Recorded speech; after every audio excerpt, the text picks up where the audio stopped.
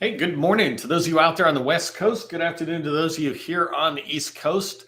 It's I always look to my left to see what the weather looks like. I'm so busy working, I literally couldn't tell you if it was foggy or sunny out. But when I look, I see the sun. It puts a smile on my face, and we're off to the races. Um, Let me get these captions turned off, and we'll get into training. Usually I give a tip at the start as a way to say thank you, and I almost was going to skip that and say let's just dive into FPDS training. But I did want to give you a quick tip about truly the value of picking up the phone. And I know we all know this, but sometimes we just need a reminder that if you pick up the phone and call somebody in the government that you want to meet with and have a conversation with and ask them for 30 minutes of their time, you can get in and get a lot of traction and learn a lot. I just had a call with one of my customers and a government point of contact this morning. And this person shared a lot about the agency, some of the challenges they're facing, some of the goals they're trying to go forward with. And it allows us to go away, plan, and maybe come back and have another conversation related to some more of perhaps working with them or a particular opportunity that might come up, right? But it comes from starting those relationships, and those relationships start by picking up the phone and say, hey, you got time to chat. So I just want to remind you, today's tip for those showing up early and on time is don't forget about picking up the phone. Like 5 times a day, just pick up the phone and call somebody in the government in your target agency to start building a relationship, to start introducing your company. When you do every single day, 5 calls a day, you're going to get really comfortable with it. And what you're comfortable at becomes easy to do. And once it's easy to do, you'll start doing 10 calls a day. And literally that's 15, 20 minutes of just calling and trying to get somebody on the phone to schedule a meeting. It's not like you have to have the meeting that day. Okay, so that was just a quick tip for those showing up early and on time. We're going to get started here in 2 seconds with the training. So in today's training, it really is about FPDS. I get asked all the time, how do I use FPDS? What is FPDS? I'm going to go into that. Briefly, I'll be talking about what it is, but mostly I want to show you. One of the things that I equate FPDS to is email and Excel and all PowerPoint. When you start a business, you have to learn all these tools, even if you're in construction, right? Even if you're in manufacturing and selling parts, you somehow need to put together a flyer. And so you get good at these basic IT tools, et cetera. They're just the tools of the trade. And in government contracting, when you become a government contractor, or if you are a government contractor, there are several tools you must learn. FPDS is one of them. Right? This is how you can learn about awarded contracts, et cetera. And if you're brand new, or if you feel like maybe you don't know a lot about FPDS, that's okay. I work with companies that are $40 and $50 million a year, and literally people who are responsible for some sales in one way or another don't even know about FPDS. They barely maybe can say the acronym, but they don't go in, they don't use it, and it's this massive amount of data. FPDS is data. And the goal is to turn that data into information, and then in turn, turn the information into insight. And that's what I want to help you get started doing today by unlocking the power of FPDS. Let me switch over here really quick. And so today we're going to be talking about how do you go into FPDS and really make it work for you. So that's why I called this Unlocking the Power of FPDS. In today's training session, I'm going to talk to you about how to use FPDS in government contracting. And I really want to cover down on 3 things before I just dive in for the bulk of the 30 minutes inside of the tool. So the first thing is just a reminder of what FPDS is. The second is how to search, how I search, but how you can search using FPDS to find those opportunities that I talk about, or in that case, it's called contracts, right? And then the third thing I'm going to cover with is how do I look at the FPDS results? When I see something come back and I go, well, let me explore that, I'm going to walk you through how I look at it. I'm literally doing this right now with one of my customers. We're going to build a $300 million pipeline. And part of their pipeline is going to have expiring contracts, which we'll talk about in a minute. But part of it is in there. So I'm able to look at FPDS. I'm going to show you how I'm looking at FPDS to help my customer. So everything I'm going to show you today is exactly how I use FPDS. If you don't know who I am, my name is Neil McDonald. I'm the president of the GovCon Chamber, and I want to welcome you to my federal sales training, where I provide tips for success in the federal market. I spent 20 years in the federal market, and since 2018, I've been teaching people like you that government contracting is not a secret. It's just a process. When we follow a process A to Z, we're going to have repeatable, predictable results. That's what I want for you to have in your government contracting firm, right? Is repeatable, predictable results. If you haven't done so already, subscribe to the GovCon Chamber Government Contracting Success newsletter. In this newsletter is where I put a ton of information, extra information that I share out there, whether it's strategic plans or other training that the government provides or training that I provide. So I put a lot of valuable information in there for you to be able to find it. If you haven't seen recent newsletters, if you're a woman-owned small business, we put a lot of focus area around one particular issue that was how to succeed as a woman-owned small business. Did a similar one on 8As. So there's a lot of good information in that newsletter. Make sure you subscribe to it. For those of you who registered today's training, I really appreciate that. It's important to register. And so when you register, it's a thank you to us. And I really appreciate you doing that. If you didn't register or you're looking at going to tomorrow and Friday's training, make sure you go into LinkedIn and register. It takes 2 seconds to let us know you're attending, that you're registered for the training. And then don't forget to invite somebody else. If you like this training, if you find it valuable enough to come back a second and third time, then tell others about it. Build this community up. And while I'm doing training, feel free to engage in the chat. Okay, so the first thing I wanted to say is I'm talking about FPDS from a sales guy's perspective, right? I'm a previous small business owner. I do this every single day, but I'm not trying to come at you from a here's the academic way or the government's far way of explaining FPDS or something else. I'm trying to explain it to you as we salespeople use it. And any of us who are small businesses trying to succeed, we're fundamentally salespeople, right? And so the first thing to keep in mind, FPDS stands for Federal Procurement Data System. And what that really means is the procurements or contracts that they've made, if they're over $10,000, if they're valued at over $10,000, then they're going to be in there for the most part, right? There's few exceptions on where things are not in there. But so that's the threshold, anything over 10,000. So this is awesome when you're looking for $1 million, $5 million, $10 million contracts to be pursuing. You can find them in here to see the ones that were awarded, to see maybe when they're coming down the pike. And I'll talk about that in a minute. The second thing to keep in mind is, so pretty much everything is in there except no classified related information. So contracting officers, agencies, they don't have to put information into FPDS.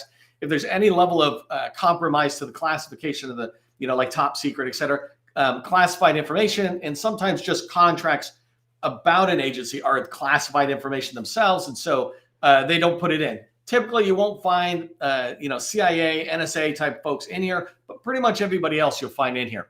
And then usually there's no procurement card purchases. And so if you're not familiar with this, a procurement card is basically the government's credit card. And there's tens and hundreds of thousands of those out there, and people buy on those every day. But generally, those purchases on a procurement card are below a certain threshold. So if it's under 10,000, it's not going to be out there.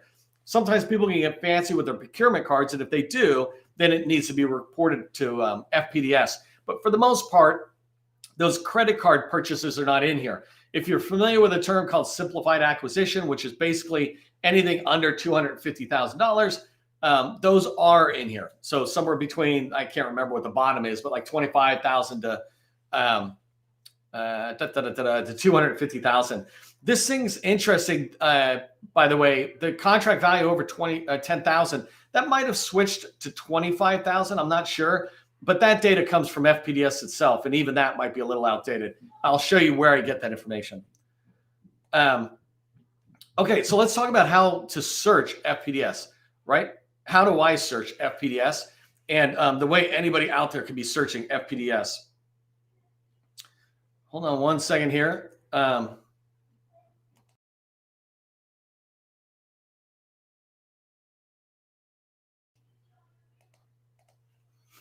Had a little technical hiccup there. Sorry about that.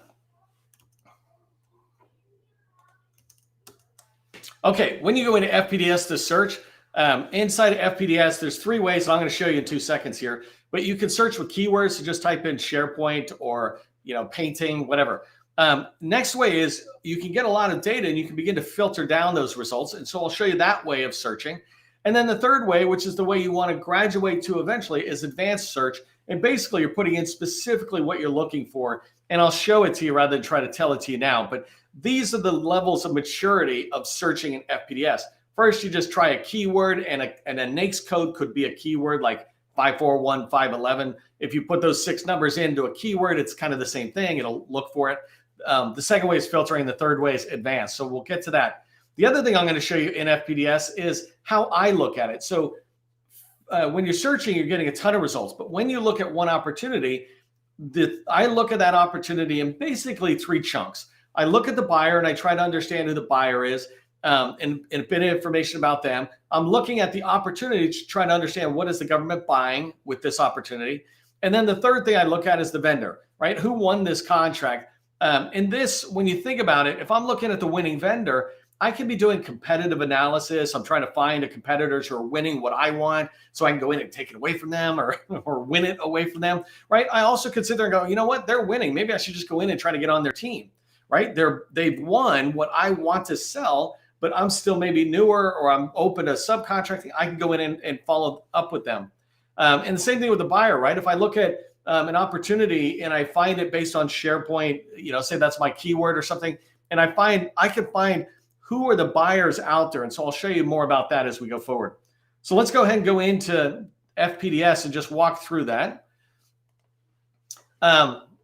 So when you go to FPDS, you always start here. FPDS.gov lands on this page. This page for the most part is not where I go. I just move on in.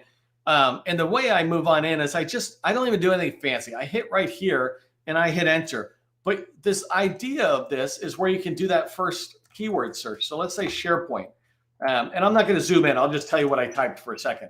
But when I typed SharePoint in there, all things aside, I got 7,000 opportunities that came back right here. And that's good stuff, right? And so I'm going to go through and show you a couple other searches. But before I do, I wanted to come back and tell you, for you, make sure, and I don't care how experienced you are, make sure you come into FPDS, click on their help button and look at some of the links that are around here, because you'll start finding things like the easy search FAQ. This thing is really good because when I do advanced searches, which I'll talk about in a minute, I go down. Let me see if I jump down really quick. Just bear with me. So let's say I'm looking right here. It says socioeconomic indicators. If I'm trying to search for opportunities that have been awarded to HUBZone or a woman-owned, then I can see how they put it. You see right here, it says woman-owned small business. What this tells me is that inside of this tool, when I'm trying to search, I should not try to say socioeconomic indicator equals WOSB, which I would think they would have there. Instead, I need to type out women, right? And keeping in mind, it's in plural, not singular, right? Those kind of things matter. Well, every single field in DSBS that you might want to do an advanced search on is right in here. And this is just a link off that homepage I showed you. So this is easy search FAQs. How do I search FPDS? When you begin to master this, you begin to realize FPDS is not a secret. It's just a process. It's just a set of information. You need to understand it. When you understand it, you are you're in control of that tool. Here's another one where you can come in, and this is FPDS frequently asked questions. I'm not going to go through it, but go through it and learn it, right? By the way, this is where I sat there and said, just confirming it's 10,000, right? And then some other stuff. This one was really cool. I'm not going to go into it a lot, but here's an interagency contract directory. This, just me preparing the training for you, introduced me to this, which I wasn't even truly paying attention to. But once I did, remember that customer I said I'm trying to build a $300 million pipeline for? Well, I was able to sit there and go back and find all these contract vehicles that I was trying to find, like hundreds of them at one agency or Department of Commerce, for example. And I was able to go through it. I did that by looking and learning about this interagency tool and then going back to the search criteria and putting them together. So yes, it takes time to learn a tool, but you'll be fine. The last one I want to show you is here's 171 pages of pure bliss, right? The government's user manual for FPDS. You don't need to read every page, but go through there, learn about the tool, because if you can master the tool, you can master the data. If you are gathering the data, you'll turn it into information and then into insight. Insight is where you look and create a strategy around an agency you want to go after and the opportunities you want to win. But it starts with the data. And here is a tool or a guide on how to use that data, how to understand what the government is doing, what the buyer is doing when they're putting it in. Okay, so let's come back to FPDS because I'm going to be moving pretty fast. So the first thing I said is you can search with keywords, right? Another keyword I'm looking for is like, I'm looking for deaf communication access for one of my customers. So if I type it in, you can see right away, there's not a lot here. And it's interesting too. It's really old. That's 2019. So without going too far, if you look at the right-hand side of the screen, you can see it's got a sort by section. Again, take a minute to learn the tool. I'm going to sort it descending, meaning I want to see something that was signed most recently. And so now I can see that here's negative 17,000. I'm really looking for anything that has something recently. So here's January. Let's take this one, right? It's 46,000.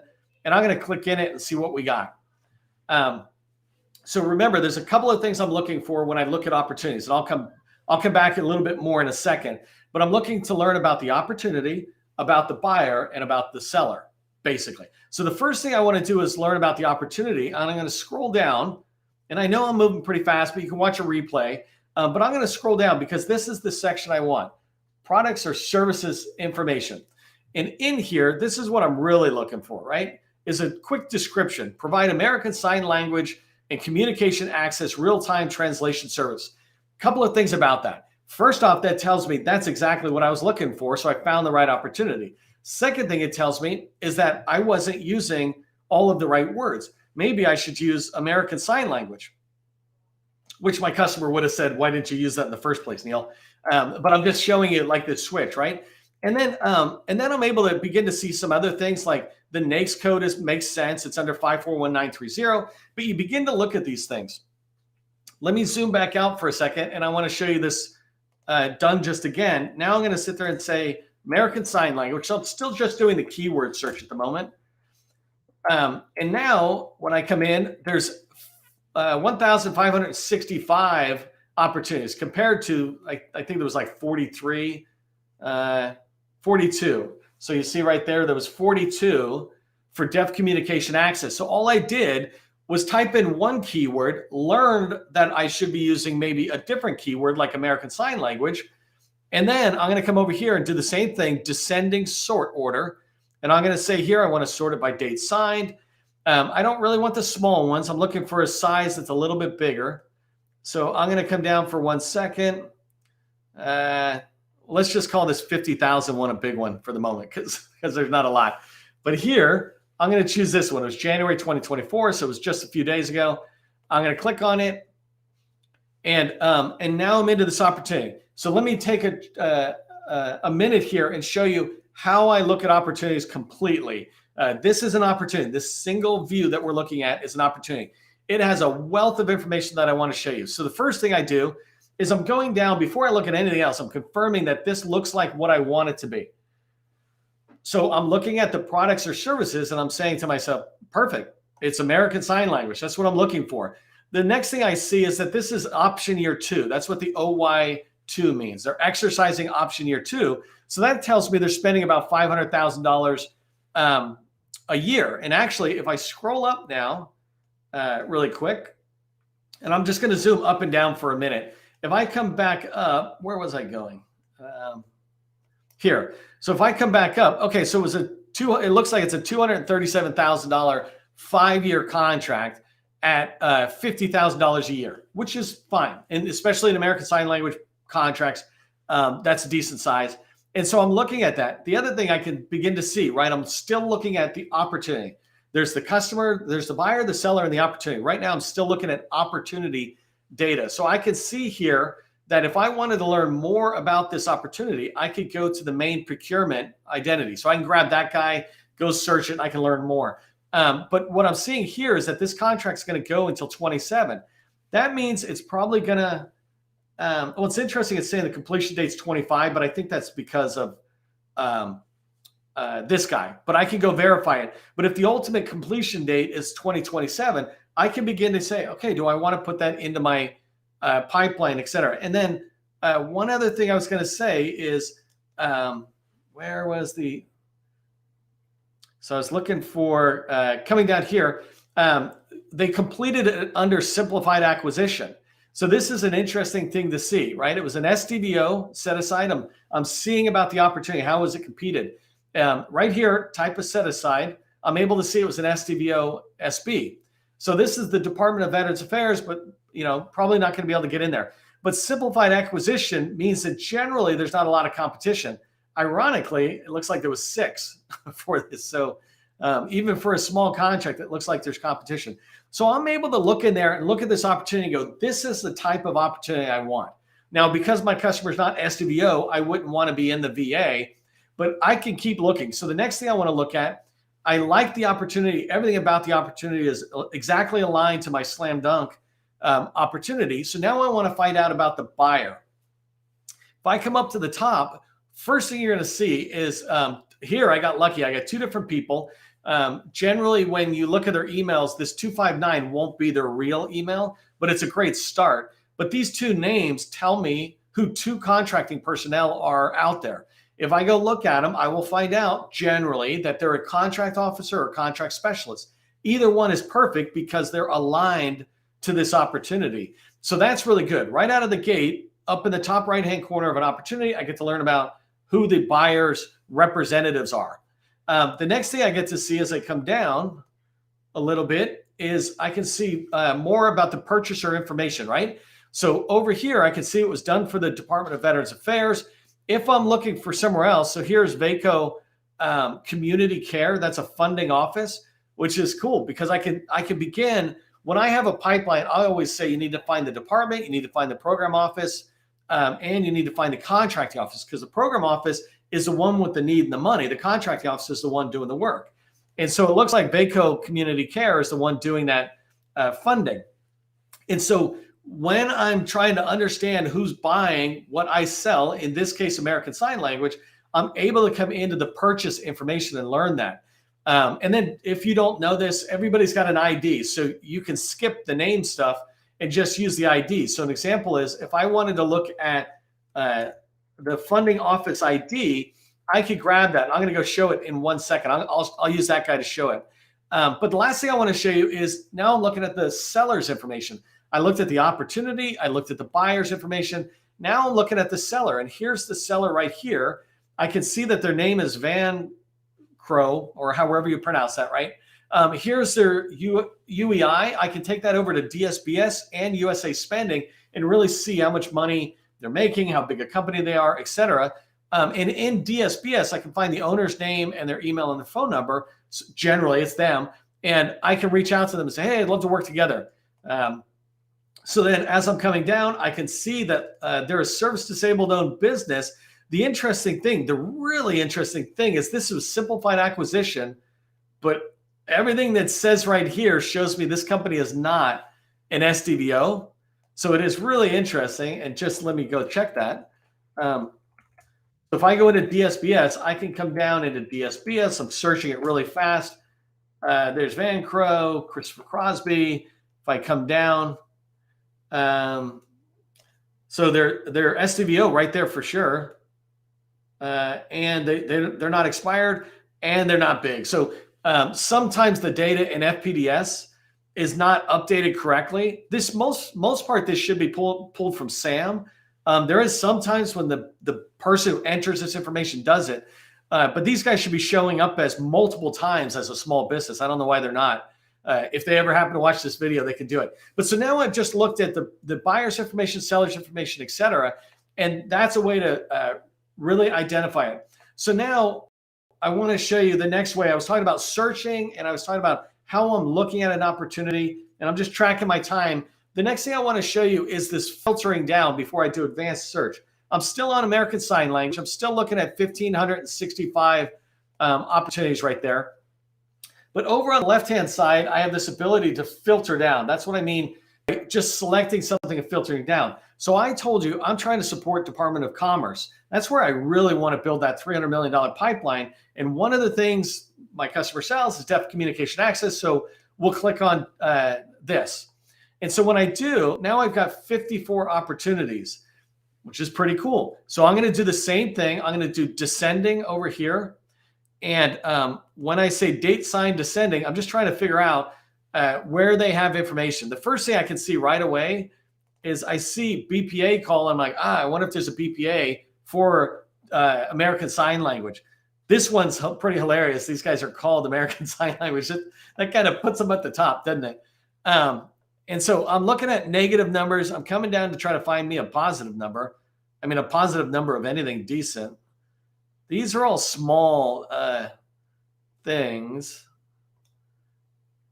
Yeah, these are all tiny, which is unfortunate. But so if I come into this guy here, oh, that was 2016. Oh, this is interesting. So let me back up. This is something else I just saw from the data, and I want you to track. Is I was looking in here for American Sign Language in the Department of Commerce, and it seems like there might be a lot. But as I started coming down, you notice there was the last time they awarded anything with those keywords was in 2021. And before that, it was 2019. And then it just goes earlier than that, right? So it's so far away. That tells me they're not awarding contracts in the Department of Commerce using this. So what are they using, right? That's the interesting thing for me. If I come back in here really quick, I'm going to use these guys as NAICS code. I'm going to try to search on this NAICS code. And so now I'm going to show you the third way of searching. I showed you how to do keyword search, just putting something in and filtering over on the left-hand side. By the way, you can see like there's vendors over there as well. And I'll show you more about that in a second. But now I want to show you advanced search. If I come into advanced search, I'm going to say new results or new search. So this is a brand new search. And here, all I want to say is NAICS code. And remember, I showed you that user guide that you can look at. But I'm going to type in NAICS code. And over here it says like, but I'm going to give it to them exact. This is the one I want, and I'm going to search. Let's see what we get. So here, with this one, now I have 289,000. Now that I'm not searching the keyword, there's a lot more in here. And so I want to begin to filter this down. Let's do one more advanced search, and I'm just going to modify the current one. But basically, I'm looking for date signed. So date signed, I'm going to say, show me from 2022, let's say. 2022, I'll just pick any old day to today. So now I'm saying, show me anything in there. And there's been 29,000, which is great. So in this case, I'm not going to bother with searching date signed. This one, I like to sit there and do action and obligation. It's there in the middle. But basically, I said, show me how much. So remember, I was seeing 5,000 and 10,000. Now I'm looking at 25 million, 45 million. I don't know what these are, but I can begin to go into it. So let me just choose this guy really quick. This one is a $40 million contract, right? And if I scroll down, I want to find out really quick what's the type of work. But here it's international language service. And so American Sign Language is woven in there. And it just means I have to look at this a little bit more. But let's tighten this down with those filters. If I look at the filters, I was looking for Department of Commerce.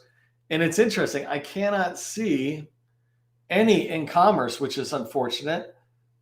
I was just looking at these things really quick. You can filter down, but I can also see who's winning and what they're winning on.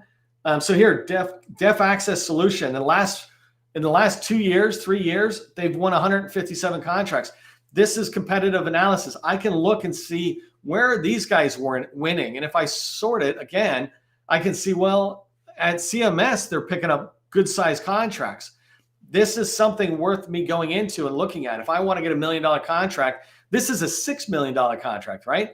And so I can come down really quick and I can look right here, furnish sign language interpreting services in relation to the blah, blah, blah, right? And CART is another thing we search on. Oral transliteration, which is an interesting thing. So these give me so much insight onto the opportunity, makes me realize it's the right place.